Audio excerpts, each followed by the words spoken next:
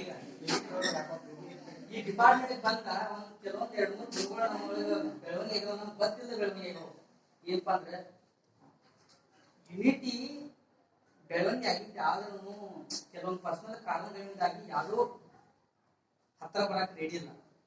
ನಾ 2 ವರ್ಷ ನೋಡ್ತಾನು ನಾವು ಜಿಯಾರಿದ್ದಾಗ ಕೆಲವೊಂದು ತಪ್ಪುಗಳು ಮಾಡೇವು, ಭಾಳ ತಪ್ಪುಗಳು ಮಾಡೇವು.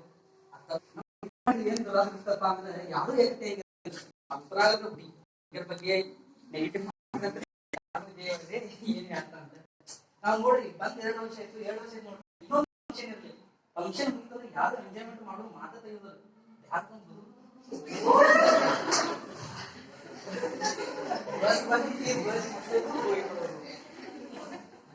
ಇವತ್ತ ಏನೋ ಒಂದ್ ಕೇಕ್ ತಂದ ಕಟ್ ಮಾಡಿ ಏನೋ ಒಂದ್ ಮಾಡೋದಿತ್ತು, ಬಟ್ ಟೈಮ್ ಸಿಗ್ಲಿಲ್ಲ ಇವತ್ತ.